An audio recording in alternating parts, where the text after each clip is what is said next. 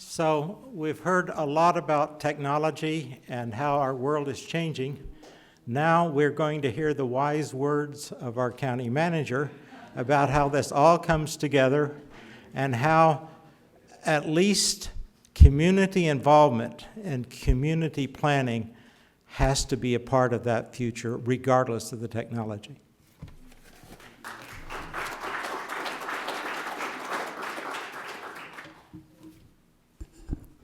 Wow.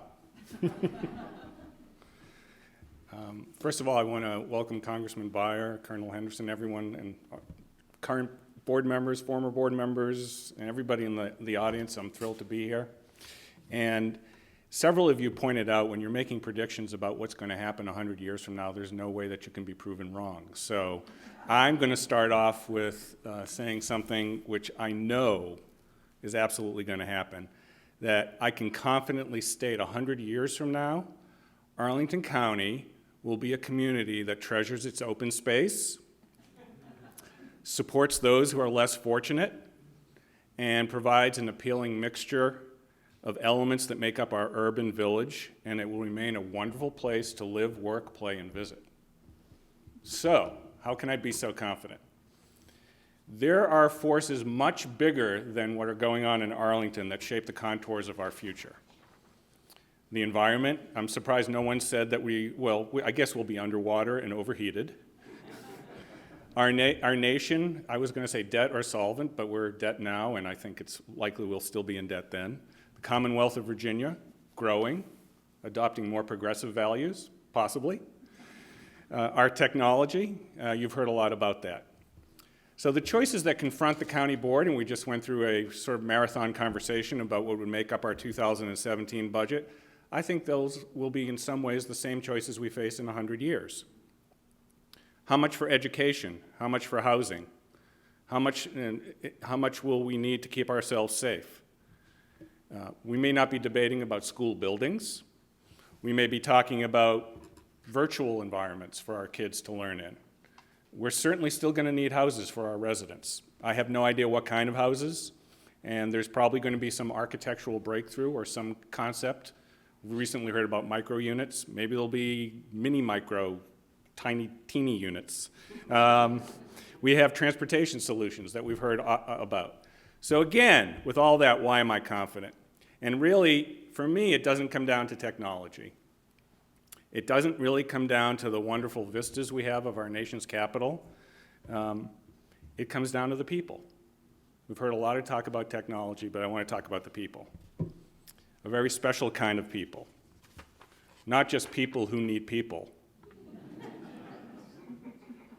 But, I'm not doing the whole song for you, but instead people who work with each other and work hard to help others. So throughout the United States and the world, we have a prevalence of technology. We have an ease of travel that's occurred recently. We have the global scale of economies. We have the spread of personal dignity and the spread of freedom, and they've all created a very different world. Now, this may surprise some of you, but I'm going to quote David Brooks, who is a columnist for the New York Times, and he wrote an article on April 5th entitled, "How Covenants Make Us." And I want to read some of his words to you. All these forces, and those are the forces I just mentioned about technology and the scale of global economies and personal dignity, all of these forces have liberated the individual, or at least well-educated individuals, but they have been bad for national cohesion and social fabric. Income inequality challenges economic cohesion as the classes divide. Demographic diversity challenges cultural cohesion as different ethnic groups rub against one another. The emphasis on individual choice challenges community cohesion and settled social bonds. Now the weakening, and then he continues, the weakening of the social fabric has created a range of problems. Alienated young men join ISIS so they can have a sense of belonging. Isolated teenagers shoot up schools. Many people grow up in fragmented, disorganized neighborhoods. Political polarization grows because people often don't interact with those on the other side. Racial animosity stubbornly persists. So after reading this and hearing that, I had to pause, because each of the trends that David Brooks had talked about to a degree, have unglued the bonds of society in the world. But, as I thought about it, each of those trends has done the exact opposite here in Arlington. Think about it. We are a place that epitomizes diversity. We're a place where individual choice and dignity have grown and not led to a greater sense of alienation, but a greater sense of inclusiveness. We have great neighborhoods where people who are very different from each other interact all the time. That doesn't mean we don't have troubles. The income inequality we see in our country is still here in our community. But we're a community through its people that are committed, through our spirit, and what I've seen here in the last 31 years that I've lived, is that as technology grows and as all the new trends come about, it has aided our diversity. It's increased the diversity of our neighborhoods. It's increased our civic spirit and made it more resilient. So I have no reason to think that 100 years from now we won't be that much more resilient than we are today. We take strength from our differences. Those differences that David Brooks talked about are strengths for us. We admit that we have challenges. We don't talk about building walls, we talk about the walls of buildings. I like that line. I just spent a lot of time on that. If you want me to say it again, I will. We don't talk about ignoring those less fortunate, which is what we're hearing a lot on the national scene. We talk about how to help those less fortunate. We may have a difference of opinion. Should it be AHIF or housing grants? Should it be housing grants or AHIF? These are debates that I welcome all the time. We certainly can do better, but we're in a good place. We learn from each other, we have a civic life rich in engagement, and we have a generous spirit as a community.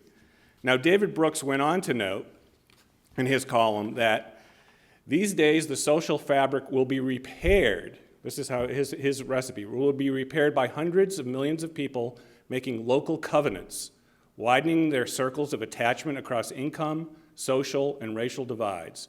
But it will probably also require leaders drawing upon American history to revive patriotism.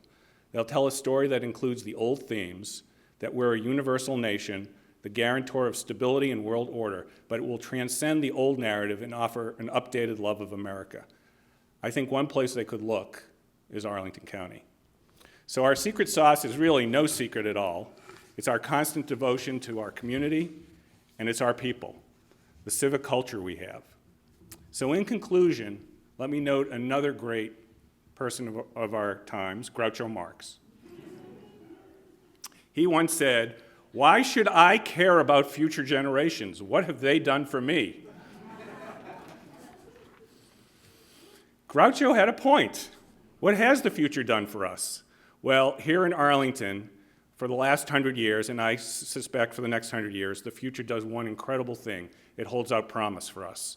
A promise that what we have today is valuable and we want others to share in it. A future filled with hope that will nurture our days while we're all alive as members of this community each and every day. And that is the reason why I'm confident about our future. And thank you for inviting me to speak tonight. Thank you.